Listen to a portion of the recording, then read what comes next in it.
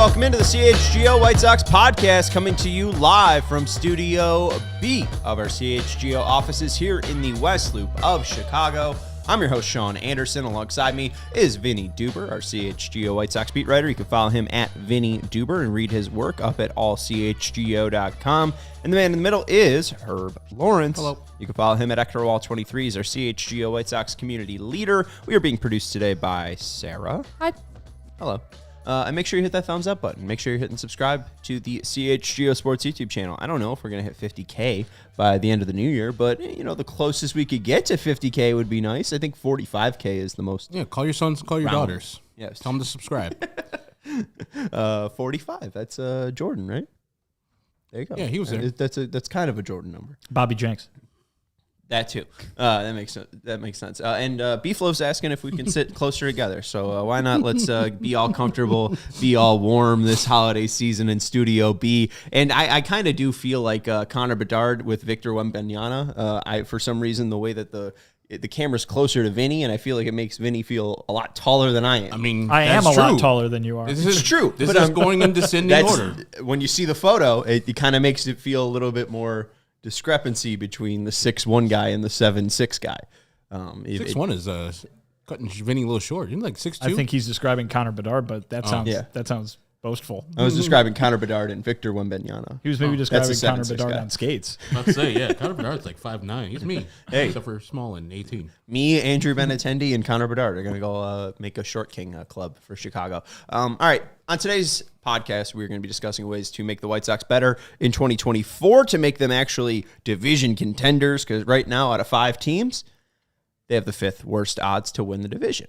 And then we'll basically do the same exact thing, but for 2025, a more realistic year that they might compete. Yeah, I mean, listen, I think the whole thing we've been looking at all offseason is what year they're aiming for in terms of competing for an AL Central title. It's pretty clear at this point that year will not be 2024, but there's a lot of offseason left. There's a lot of things the White Sox could still do, and why not pick a few moves and say, hey, in this weak AL Central, where the only things that are happening this offseason are the Royals signing a bunch of guys who are fine but not great, why not, as you've said so many times, Sean, why not give the White Sox a shot at this? But you're going to have to obviously give them a boost because they have not done too much to greatly amplify themselves from the 101 loss team they were a year ago. But there might be a few moves, maybe just 3, if we're going to play on theme here, that the White Sox could make in order to make themselves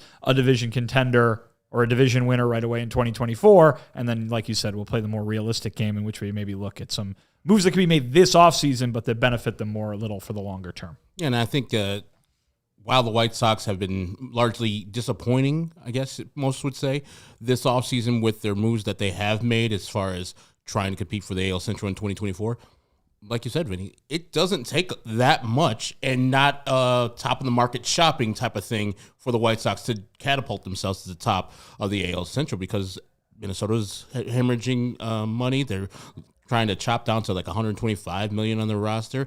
Detroit is getting better, but also how much better will they be without Eduardo Rodriguez on their team? Kansas City vastly improved, but they were the worst team in the AL Central. And then Cleveland is Cleveland. So you don't know from year to year how they're going to be, especially this year without Tito Francona. So 3 moves might do it. So that's a good thing that we're be discussing that today. And as you brought up recently, I mean, Chris Getz, the last time he talked to the media, he talked and emphasized a want for starting pitchers. We just kind of did that whole starting pitcher routine in a way where we were, making wishes for Santa, and you were, granting them in a way. You kind of said White Sox are probably going to be more garbage picking and maybe trying to find some diamonds in the rough. Is this where I finally get Wade Miley? Yeah, it could be. We'll put it this way. I don't think that's a move that would make them a division winner. That being one of 3. That being said, if we're still kind of setting some ground rules here, I think the idea with this one would be think a little bit more pie in the sky. Go ahead and don't worry about the constraints necessarily. Doesn't mean go out and just sign the 3 best guys. Maybe something that could happen, but this is not us saying the White Sox will do this. It's us saying, hey, if the White Sox did this, they would probably vault near the top of the AL Central competition. Can I get the ball rolling here? Please, roll away. All right. If I can dream bigger than Wade Miley, I've heard a lot about the White Sox wanting to improve their defense. Mm-hmm. I've heard that with Brian Bannister, he's interested in Eric Fetty's sinker and that ground ball rate. I think I know where you're going. Do you? I think I do. Go ahead. Finish my sentence. No. Finish my sentence for me. I want Come you on. to say it. I want to see if we got a link I think here. we all might have this on the exact same I think we're on the same track. Go ahead. Finish it. I'll tell you if it is or not. I think that the White Sox, pie in the sky idea, Pie in the sky. Go ahead. should explore the idea of signing starting pitcher Marcus Stroman. Oh, that's Yes. not what I. That's not what I was You were thinking. exactly yes. All right, there we go. What were you thinking? I thought you were. We'll get to mine. Okay, all right. Well, I was just thinking, if you are going to be so proud of your ability to field these ground balls and make routine plays, Marcus Stroman is a guy that consistently throughout his career, even though there has been some health issues and he is getting older, he's a guy that can produce ground balls at a great rate. And he has consistently been, I think, one of the most underrated pitchers just because he isn't one of the more flashy pitchers, at least in his style of pitching. He's very a verbose fellow. But yeah, no, I don't know if he's the most Verlander striking guys out, and he's pumping 98 in the 8th inning. Marcus Stroman's getting a ground ball. So Outs and out. Yeah, and outs and out. So I kind of like Marcus Stroman as the idea. And I was going to go there too because I think Marcus Stroman, I think only Cobb and Webb in San Francisco had a higher ground ball percentage than he did. I think Marcus Stroman's was 57% last year. And if you pair that with Eric Fetty, you're getting ground balls, and now you have people in the back behind him that can pick those balls up and throw it to first. So, yeah, Marcus Stroman has shown a interest, or the Royals showed interest early in the free agency for him. So that would be addition by subtraction, taking him away from them possibly getting him, even though the Royals seems like they have failed out their starting rotation. And I think that competitive spirit, he's kind of a dick. He's kind of an asshole. I think they wanted to do that last year with Mike Clevenger, but, injuries, et cetera, off the field stuff kind of derailed that stuff. I think you do need kind of a different type of player in the clubhouse, a player that's just not like go along to get along. He's kind of a jerk. Where he leaves, like New York, people hated him. I don't know if KPW can speak about Toronto, but I heard he was a lovely person up there. So I think, yeah, Marcus Stroman would be a perfect signing for the White Sox. 32 years old, mid to top of the rotation kind of arm, and like I said, a sub-4 ERA and a good acquisition for the White Sox. But also, he's and Tony La Russa, got in a little clash. Well, he said things about Tony La Russa, so I don't know if that would actually jibe. Hey, that's only the 2%. As Tony said, he's only an advisor. He might advise them not to make the move, but at the end of the day, it's the White Sox decision. KPW, though, saying Stroman's one of the better fielding pitchers in the game, too. I've always heard that argument against Aaron Bummer, a guy who gets a ton of ground balls but can't field ground balls. Marcus Stroman, he can get ground balls and actually field them. So, hey, that'd be pretty nice there. All right, Vinny, if it's not Marcus Stroman, who is it? Well, so I have they need starting pitching. You're absolutely right. I think the main thing that you could think of, though, is that the move that they don't have to make if they're trying to win in 2024, which is Dylan Cease. He stays. And ideally, you would have the ace of your staff right there. They've already got Eric Fetty, who is much better than what they had. Maybe Michael Kopech figures it out. All of a sudden, you're not looking for a ton of starting pitching, but you need one guy that you can depend on, chiefly for innings. We keep talking about that over and over again. Somebody who can come in and give you innings, not spend too much time on the injured list. Call it low-hanging fruit, but I'm going to go ahead and say Lucas Giolito. Okay. It's an improvement from what they have right now. And when he was a White Sox this year, you thought he was pretty decent, right? He was very decent. Yeah, he was better than Dylan Cease at the time. Yeah. And then when he left the White Sox and lost his binky, he pretty much fell off the table with the LA Angels and the Cleveland Guardians. Maybe this is a comfort thing with the people that he's comfortable with. The guy who reinvented his career for the first time maybe can do it a second time. Well, and I'll always come back to this. I mean, again, maybe just to call this an intelligent guy reading the room and playing the game the right way. But you rarely hear professional athletes compliment their organization and their time with an organization the way that Lucas Giolito did in the first half of last season leading up to his trade. If you want to talk about somebody who's going to make a clubhouse impact and talk about playing the game the right way and having the right attitude and all that kind of clubhouse culture-y stuff, you would think that White Sox fans would know, from what his personality has been the last however many years, that's a guy that you might be able to count on for those sorts of pluses as well. Now, obviously, it's a guy who I guess you could argue has struggled with consistency. You know what I mean? Mm-hmm. He's had some really good years and some years that haven't been as good. Certainly just last year alone, really good numbers with the White Sox, and then he leaves and they're not very good. They're horrible. But when it comes to the consistency of health, the consistency of being able to go out there and throw 6-7 innings, the White Sox have seen few guys who have been able to do that over the last few years. If you're going to talk about dependability, reliability, that would seem like a guy who you can depend on and rely on because you know exactly what he's going to do for you. Not to mention that Ethan Katz relationship is there. And certainly, if you're going to talk about Brian Bannister relationships and what Brian Bannister looks for in a player, maybe he's got some history with this guy. There's nobody with as much history with Ethan Katz as Lucas Giolito. Just made a career high 33 starts, and in the past 5 full seasons has had 160 plus innings. So you're dead on the money with at least providing those innings. I just don't know if I want to go back to post game shows where I'm looking at Lucas Giolito's fastball velocity and saying like, oh well, it went up today. Like I don't know. I liked Lucas, but it's time to move on, I think. But I don't want to yuck your yum.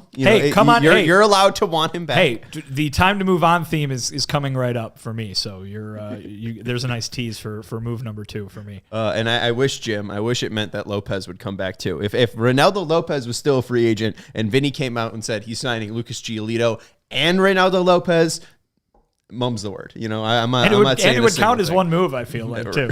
Right. It might just mean that Lucas is going to Atlanta. We'll see. I mean, I feel it's been a while since they signed Reynaldo Lopez. So, I mean, it just might not happen.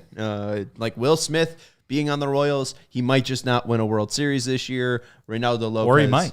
Or he might. 2024, though, might be the year where Will Smith stops winning World Series and Raylo and Lucas aren't teammates. Or it's the year when Will Smith gets traded at the trade deadline to the team that ends up winning the World Series. Or actor Will Smith joins the Major League Baseball. That would be the least likely odds, I think. It would be a twist. Are you in the market for a new vehicle? If you are, then we have some great news for you. Our partner over at Ray Chrysler, Dodge, Jeep, and Ram in Fox Lake is making room on their lot for incoming 2024 vehicles. And you know what that means? You'll be able to shop incredible savings on every new vehicle in stock during their limited time wrap up the year sales event. For a limited time, get up to 15% off new 2024 Jeep Grand Cherokees with dealer discount at Ray CDJR. You'll always be able to shop one of Chicagoland's largest inventories and drive home with more money in your pocket than you'd expect thanks to Ray's Price Promise. Don't miss out. Shop great deals all month long and save big because Ray CDJR makes buying a new vehicle more affordable than ever. You can go online,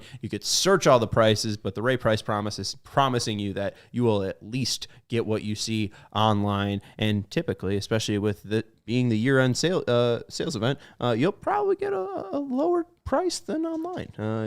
They're always trying to get you the best deal over at Ray CDJR. So if you're in the market for a new vehicle, then you have to check out the team at Ray Chrysler, Dodge, Jeep, and Ram because they are the only team we recommend. Visit them today on Route 12 in Fox Lake. For more information, visit Ray CDJR in Fox Lake or raycdjr.com, serving the community since 1963. And we also want to let you know about our friends over at ComEd. It's easier for businesses to switch to electric vehicles. It's something that obviously we can all get behind. It would be better for us. It would be better for the planet. And that means we get the planet for longer, which, hey, I don't want to be greedy, but that sounds pretty nice. Sean, that math checks out. The electric grid is evolving to meet your cleaner energy needs as we all move with confidence toward an electric tomorrow.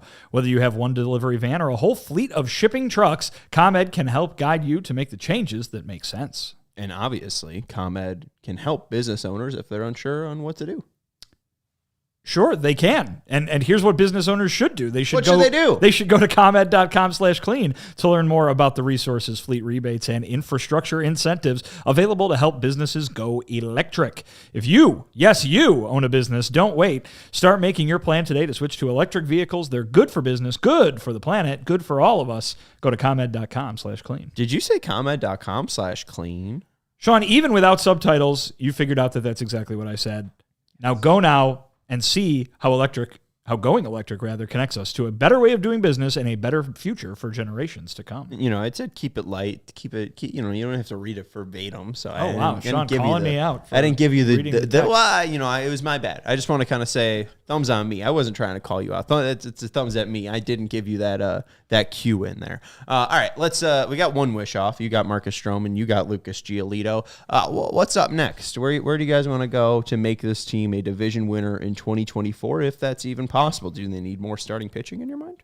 No. I'm thinking after I got my guy, Marcus Stroman, I need to hit home runs, and I need to fix the worst position the White Sox have and the worst right field in Major League Baseball. If you just go by WAR, F4, the White Sox were negative 3.8 in F4 at the right field position. The top was the Dodgers with a 10.8. So every other team, except for the Cleveland Guardians, was a positive WAR. And the White Sox were negative 0.8.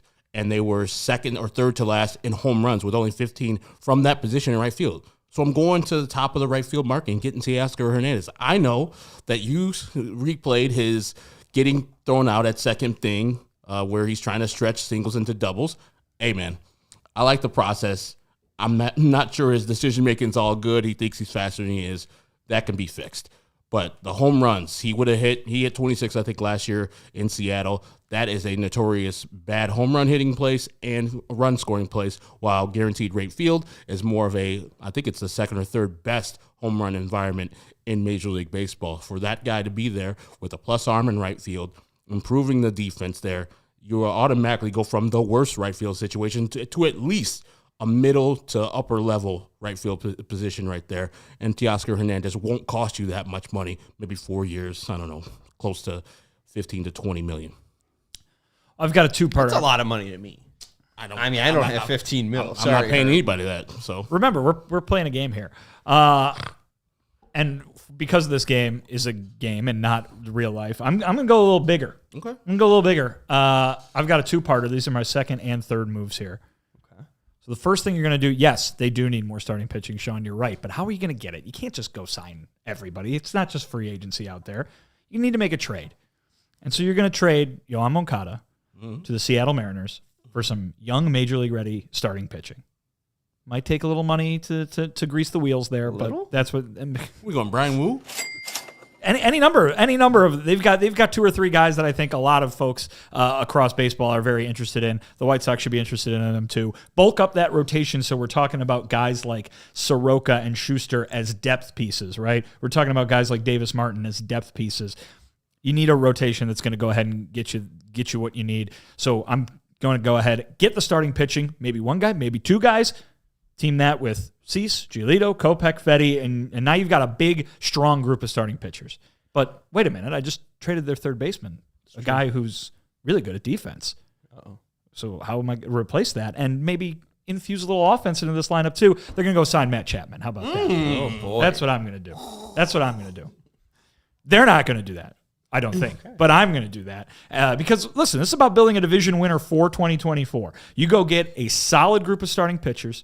You get yourself another power hitter in the middle of the lineup, somebody you can count on a little bit more than the guys who have kept coming up short the last few years, Moncada, Jimenez, stuff like that. Jimenez isn't going anywhere in my plan. You hope that he can finally start bopping as well. But I'm going to go ahead and say Matt Chapman. He's a big free agent name that's out there, but he's not the biggest. I know the numbers have gone down a little bit the last couple of years, but it's still a guy with a lot of pop and as good as a glove as anybody has in baseball. You want to improve that defense. Obviously, Moncada doesn't really need to be improved upon, but Chapman is very good right there. I'm going to go ahead and say that's the big three moves that I'm making to set up a team that can compete for the AL Central. Of course, a lot of other stuff has to go right, but to compete for the AL Central in 2024. I dig it. Beefloaf chiming in saying that Yoan Moncada trade would require a GoFundMe from the fan base, which I think everybody would do. Fair.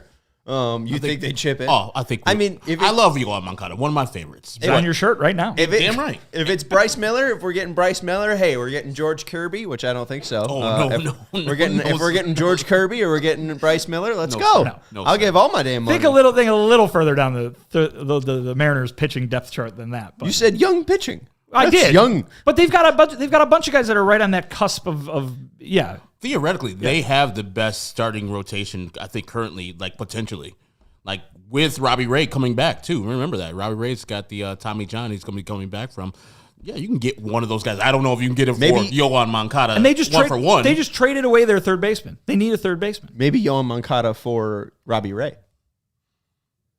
Well, just like contract for contract. You that's know, the idea. hey, you got one more year of Yohan Moncada left. You could fill third base. We'll take Robbie Ray because I'm assuming there's some extra time with that, and see if he can. I mean, it's like your James Paxton idea. Hey, they need starting pitching. If you want to throw a former Cy Young winner in there, might as well give it a shot. All right, and Michael's calling us the Three Wise Men, so appreciate that. Matt Chapman, if he's going to have the April that he did for the entire season in 2023, that's going to be the greatest free agent signing of all time. All right, well, I don't want to get Ben Verlander. Okay, hold on. Second greatest of all time, Jackie Robinson. Victor, I would have loved to have done that because Michael Wacha would have been perfect for the White Sox, but he unfortunately is signed with the Royal. He's going to be striking the White Sox out instead of pitching for them. You're not going to say trade for Michael Wacha? No, they're going to do that in 2 years from now. All right. That sounds good. Let's take one more break, and then we'll get Herb's final one and my final one. Did I get my second one? No. You can get All right, second. well, You got a whole. Let me get. No, let's take a break still. Let's take a break still, and then we'll jump into my final. Vinny gave two in one, so I'll give two. They were contingent with each other. That's Getting why. the voice ready. Go ahead. Oh, you are ready. Wow, look at you. All right, let's go. 588-2300 Empire today. Yes. You With guys Empire, are getting so good at that. I know, right? Sarah, you didn't want to join in?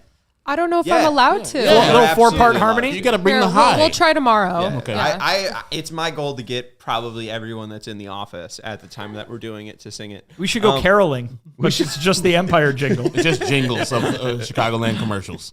We could just do Empire. With Empire today, you get shop at home convenience, the right product for your needs, quick and professional installation, and a low price guarantee. Empire today is the best place to get new flooring, so of course they have copycats, but Empire can't be beaten on quality, service, speed, so competitors advertise low quality products that Empire simply won't carry. Empire won't promise the lowest prices because anyone who does is putting flooring in your home that they wouldn't put in theirs. Empire keeps shopping for floors simple with a curated product selection because they're the experts, not you. You just have a home. You just want your home to look the best. And Empire knows how to get that done. Their philosophy is to help you find what you need, not overwhelm you with thousands of choices and substitutes. And what they leave out of their selection is just as important as what they put in it. And you can check out their selection with their virtual floor designer. It's a great way to see how new floors will look in any space. It's easy. Just snap a picture and instantly see how new floors will look in your room. So schedule a free in-home estimate today. All listeners can receive a $350 off discount when they use the promo code CHGO. Restrictions apply. See empiretoday.com/CHGO for details. Again, use the promo code CHGO to receive a $350 off discount over at empiretoday.com/CHGO.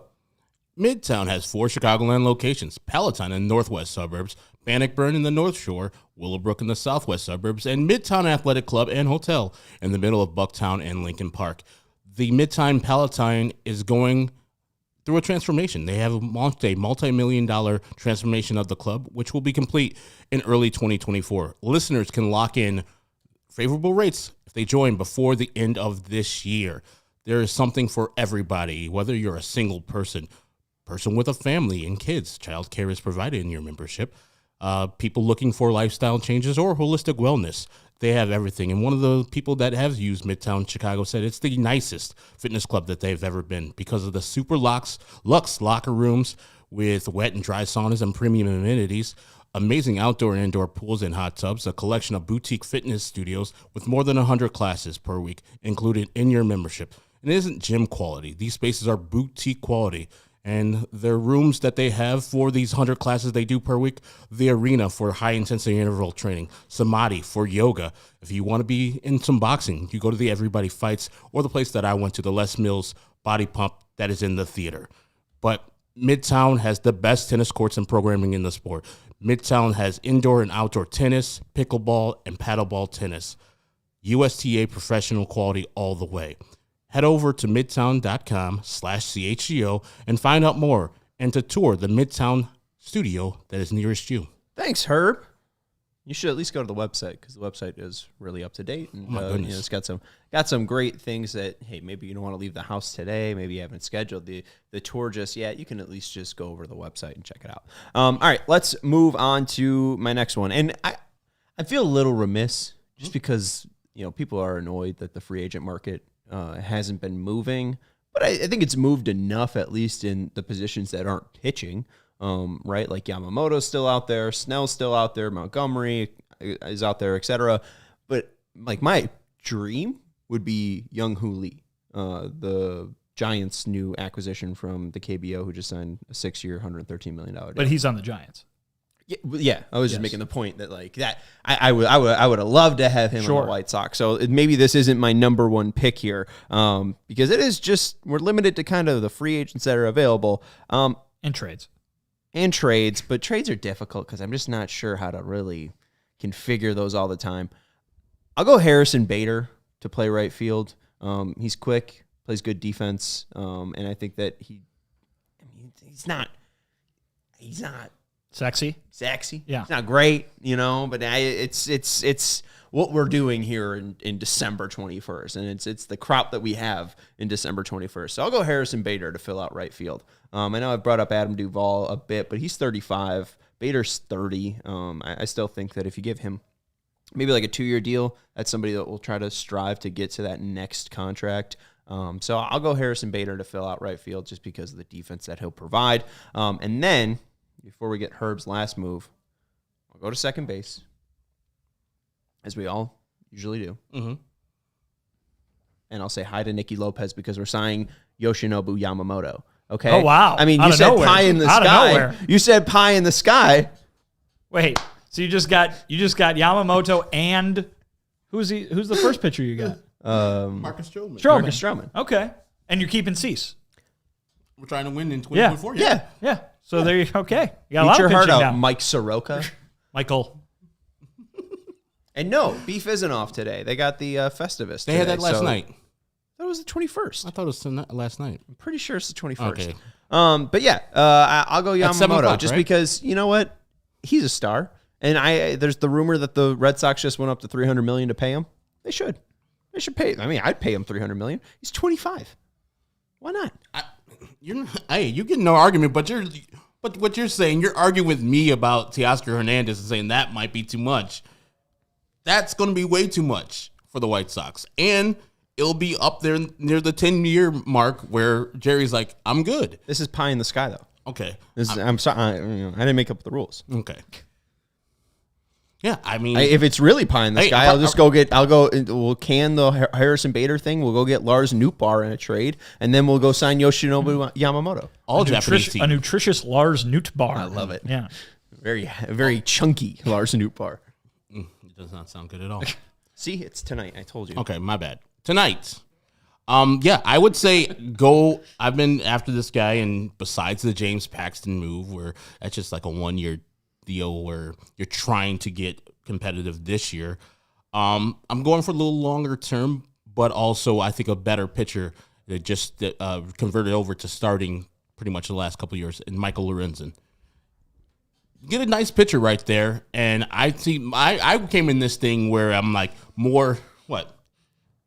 You're going to go get Michael Lorenzen. I know I shitted on him Oh my and God. poo-pooed on him and Sonny Gray before it happened. But now we're here. Like Now we're here. Now we see the starting pitcher. I'm like, you got to be bleeping me. yeah, he would be the best available. Well, not the best available, but he would be one of the best available pitchers. I've already got Marcus Stroman on the team. Let's go and get Mike Lorenzen and bring him to the White Sox. I think that starting rotation. Then you have a lot more exclamation points. So, Dylan Cease is, yes, he's good.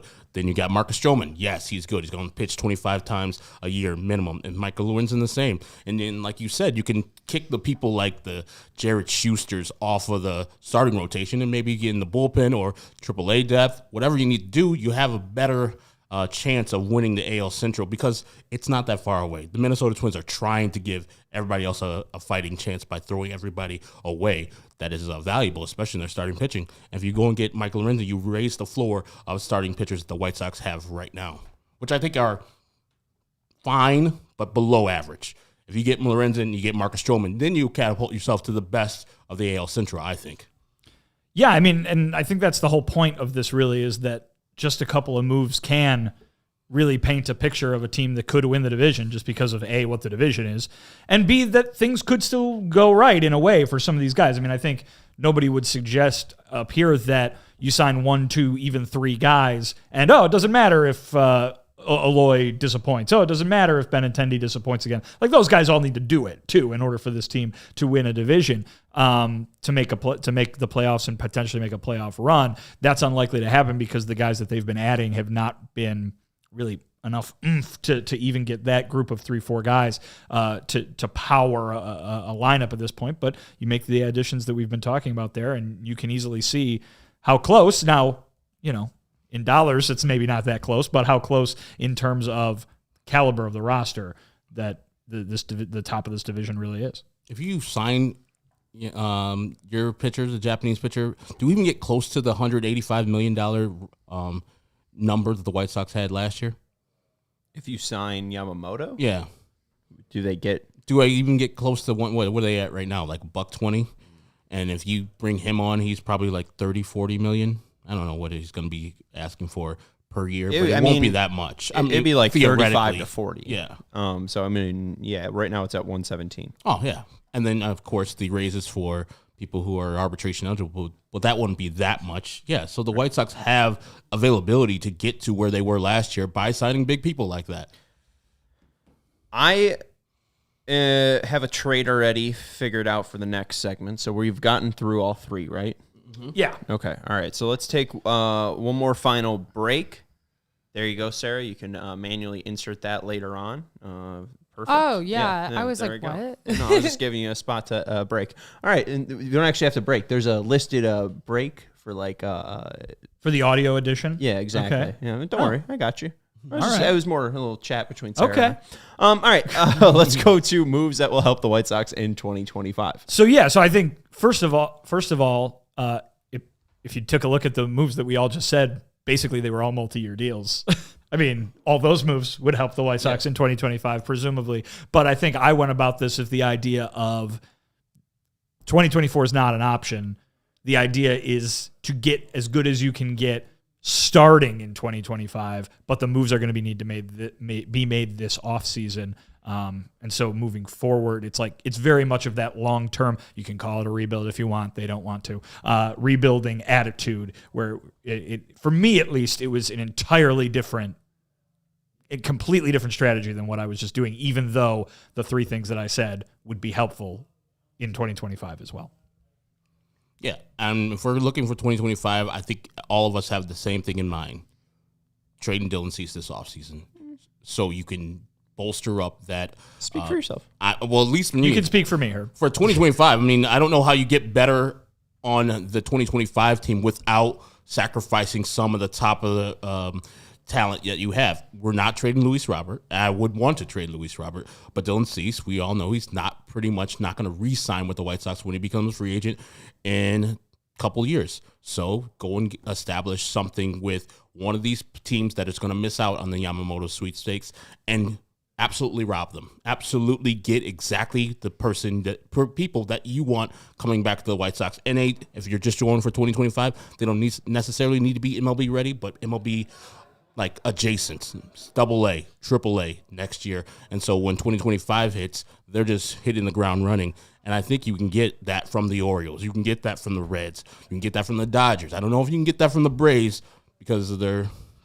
staff. It might not be as much, but you can get that from many teams that are going to miss out on these prospects or these big time free agents like Yamamoto. And I think Dylan Cease would bring back a king's ransom, and not necessarily ready to go, but it could be also for 2024 too. That's what I had at the top of mine as well, Herb, and I think it just makes the most sense, Sean, for reasons that you've talked about on previous shows. I mean, when you look at value, what's the 2 most valuable assets the White Sox have are Robert and Cease up here, and then there's a big drop off between the next.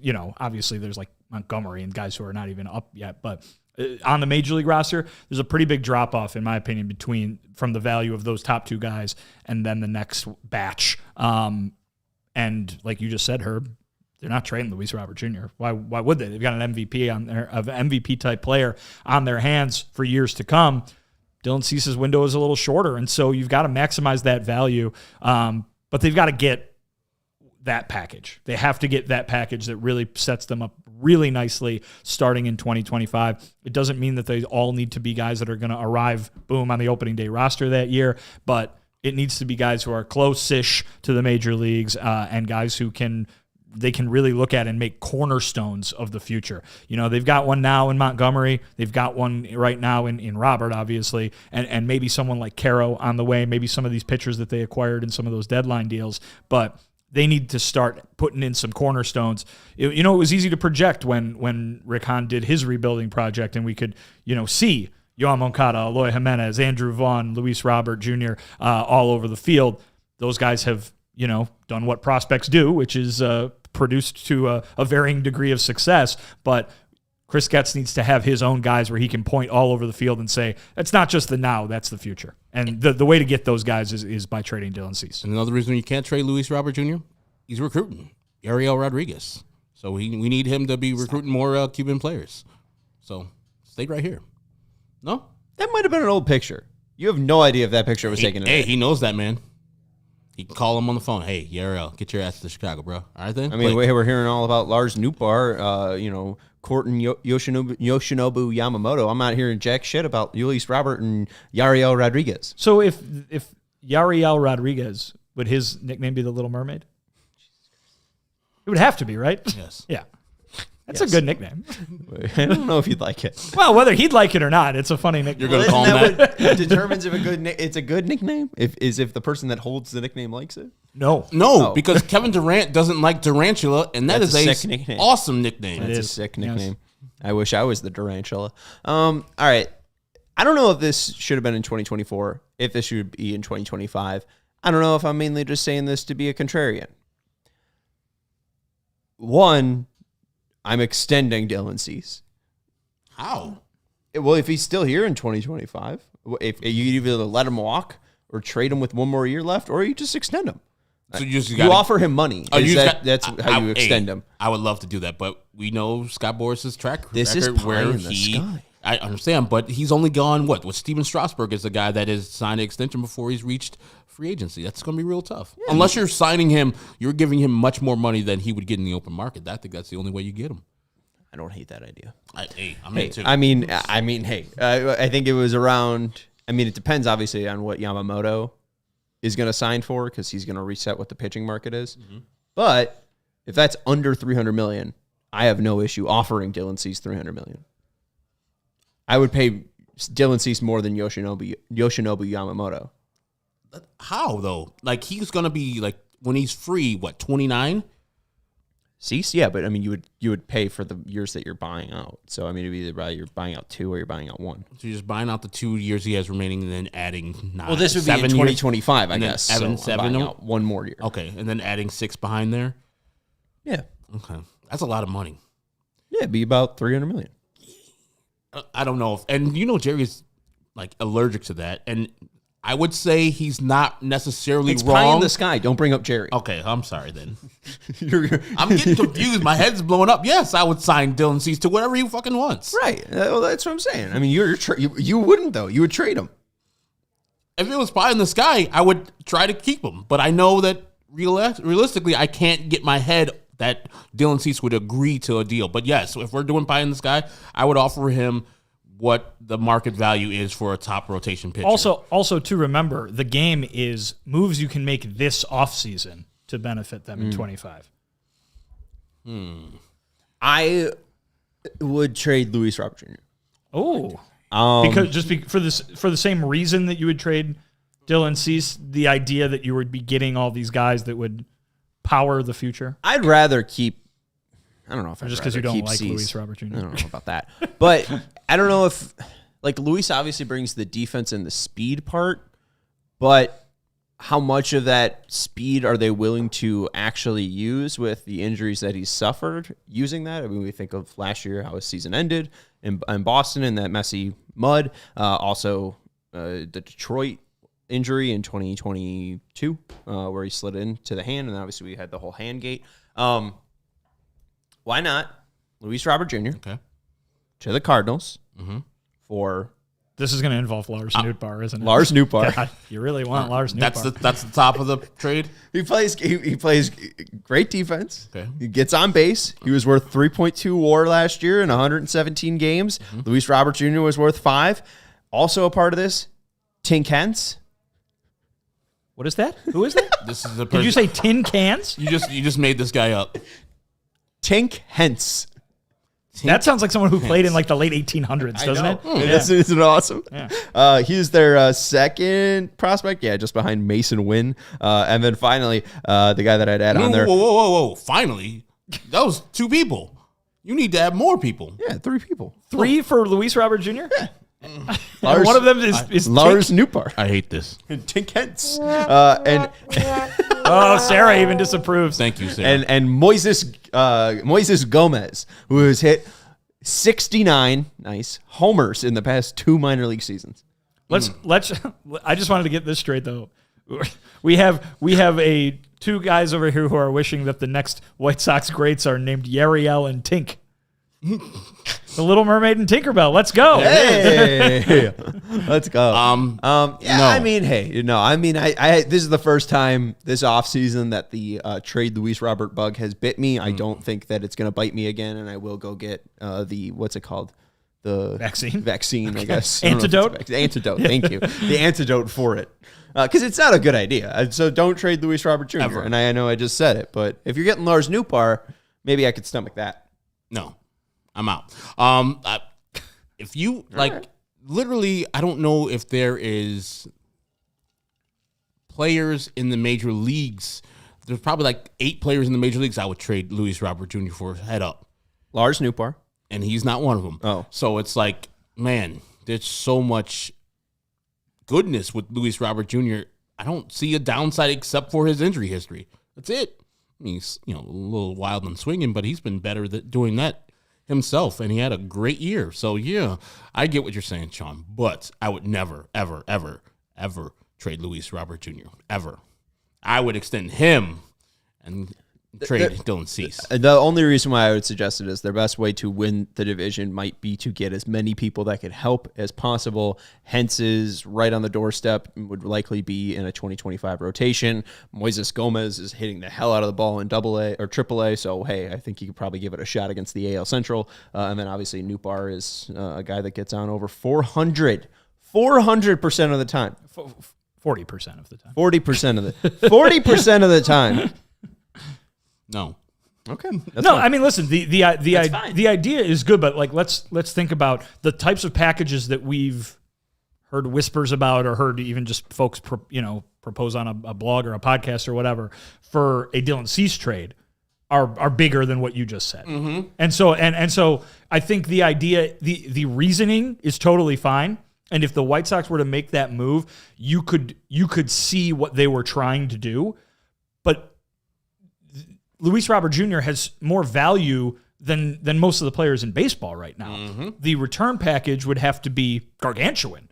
And I think that if so making that trade now is a way that the White Sox could absolutely set themselves up for success in 2025 and beyond, but they'd need to do it in a, no pun intended, knock your socks off kind of way. And maybe there's a team out there that wants to do that. That package that you just read off doesn't strike me as that kind of package. I think if that trade exactly was to be made, the White Sox would earn heavy criticism. Well, and the issue is I'm dumb and read his slugging as his on-base percentage. So his on-base percentage is 367. So it's not even... Still good. It's still pretty damn good. It's not 400 and it's not even 40. It's pretty good. If you round up, it's 40.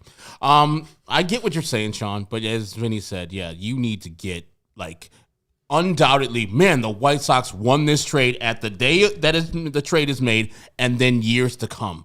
Because when Luis Robert is continuing to be Luis Robert, we'll be watching highlights like, son, we had him. Yeah, but can you actually win a trade like that? Can you actually win a trade for Luis Robert Jr.? If a team is receiving Luis Robert Jr., can you actually ever feel like the day you make it? I mean, you have to look at what the Nats did for Juan Soto. That would be would be where I think you would start with that. Those guys are good. I mean, Mackenzie Gore's coming. Well, I mean, they're also all prospects, Sean. You've got the benefit of a year and a half of watching them play in the minor leagues. Decent, man. The day that the trade was made, that was an absolute massive package. Okay. Yeah, if you get, as Massman says, you get Jackson Holiday, etc. Yeah, people are like, okay, Luis, I love you, but we got Jackson Holiday, the future of baseball, coming to here, and Colton Cowser, and etc. Where it's the Orioles be like, no, why would we trade that? And the White Sox like, why would we trade Luis Robert? And so it would just, cancel each other out. Hey, we could trade Nootbaar and then trade Luis for. Oh, you already brought that up. Yeah, I mean, hey, there you go, Jackson Holiday. All right, well, let's get away from this. What else do you guys? Well, I've got another two. What else is going to improve the White Sox in 2025? I've got two. We've only given out one. Yeah, one apiece. Yeah, it was you guys said trade Cease. I said extend him, and then I said trade Robert. So I've given out two. Yeah. But I've got a two first, so you're going to, because they're both basically the same kind of move. And again, remember, we're talking about a move this offseason for 2025. I'm going to say you sign a pair of free agents right there who are not going to command a ton of money this year. They're going to be on 2-year deals because they both might not play this year. You're going to go sign Brandon Woodruff, and you're going to go sign Liam Hendriks. And then in 2025, you have a potential top-of-the-rotation starter, and you have a potential all-star closer. Okay. I'm not mad at that at all. I got no issues. And can I make your two my two? I mean, that's pretty damn good. I can't make a better one than that. That is like you're signing them both over to 2-year deals. Over slot though. Like they're probably getting what they would have got if they were healthy, because for any way you have to slice it, they would have to get exactly what they want, especially if you're Brandon Woodruff, to come to the White Sox and just do a rehab year. Maybe, but you're employing them for 2 years. You're giving them you're let's put it this way. All the thing that you say never to do, you're paying for what they've done. Okay. Because they've both undergone significant surgeries. Who knows what they're going to be like on the other side of that? You are banking on Brandon Woodruff being Brandon Woodruff and Liam Hendriks being Liam Hendriks. They might not be those people again. But you'd pay them to be that for 2 years, or you'd get spread it out so you're only paying them the what it is. We've talked about this kind of move with Liam before, but the idea being that these are two moves entirely for 2025. Are they risky? Absolutely, but you can do it today and make your 2025 team better. I like it. I mean, you're really unsure of how both of those guys will back from injury, but still, I mean, it's worth a shot because you're basically doing it with Soroka. In a way, he's already been hurt, right? Yeah. And he's not as severe as Woodruff and Hendriks, but still, I mean, he really hasn't had. He's made the return to health at least, whereas those guys are still in recovery mode. All right, do you have any two more? I don't really have two more, but I would also. We were discussing yesterday about sending Cease back to the Cubs. How about his other partner that came with him? Not Brian Flette, not Matt Rose, Eloy Jimenez. They do need a designated hitter. I know that they already have Christopher Morel already currently on their roster. But it seems like they either fell out of love with Matt Mervis and they fell out of love with PCA, even though PCA is in their future, but they're getting other players to play over them. So Eloy Jimenez, give me Matt Mervis, give me PCA coming back. And that would help your team in 2025 immediately, I believe. Love you, Herb. I don't think you're getting PCA for Eloy. Huh? What has Eloy done? He's their number one prospect, right? Yeah. Or one of them? Yeah. One of them. Yeah. I don't know. That's a steep price, especially if they don't have Bellinger. They don't have a center fielder. If they're trading away basically their starting center fielder. They got Mike Tauchman, whatever the hell his name is. Herb. He played center field for them. You could maybe Matt. Wasn't the summer of Tauchman? Didn't those people say that? Well, that was just Cody. Don't let the facts get away of a good story. The summer of Tauchman will be in center field, and now they have Eloy. They're happy. Rampage if they traded Eloy Jimenez for PCA and Matt Mervis.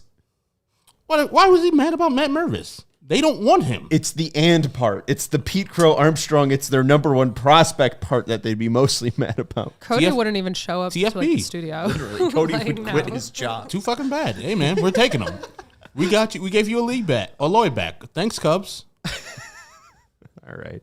Love you. Then in that situation, if Eloy was back on the Cubs and then homered to beat the White Sox, would the Cubs say thanks, Cubs? Oh, Jason Benetti just be in Detroit saying it. They wouldn't say thanks, Sox, because they had him originally, so they'd say thanks, Cubs to themselves. Mm-hmm. Wow, that hurts. That's hard. That's hard to figure out. I don't know if brain. you say that. Thanks Cubs, thanks Sox, thanks Cubs. Wow, 3 thanks. I don't know. I mean, he's really grateful for him. I don't know. You need to eat all of that money to get a prospect of that ilk, I think. But hey, I also tried to trade away Luis Robert Jr. So maybe I should keep. But aren't these people? Aren't the same people who acquired Eloy still there? I know Theo's not there, but Jed's still there.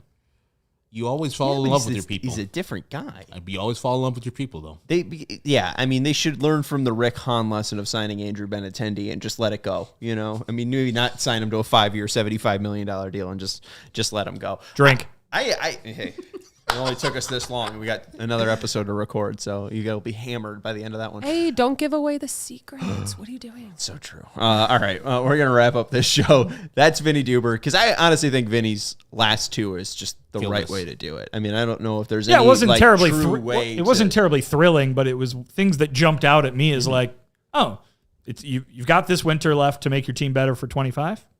Get guys that aren't. You could take a risk on guys who won't be pitching in 24. I mean, that's why I kind of wanted them to just pick up the Liam option anyways, because I think it would have made him. He kind of pleaded to Jerry in a way, what he said. I mean, it still can happen to keep him around. Yeah, it could happen. That's Vinnie Duber. You can follow him at Vinnie. You can just follow him at Vinnie Duber. He's our CHGO White Sox beat writer, and you can read his work up at allchgo.com. The man in the middle is Herb Lawrence. You can follow him at Ecknerwall23. He's our CHGO White Sox community leader. Thank you to everyone for hanging out with us in the chat. I'm Sean Anderson. You can follow me at Sean_W_Anderson. We are 3 likes away from 30. Please get us to Dirty 30. Please get us to that Nick Swisher number. We'd really appreciate it. And thank you to Sarah for producing the show. We'll talk to you next week.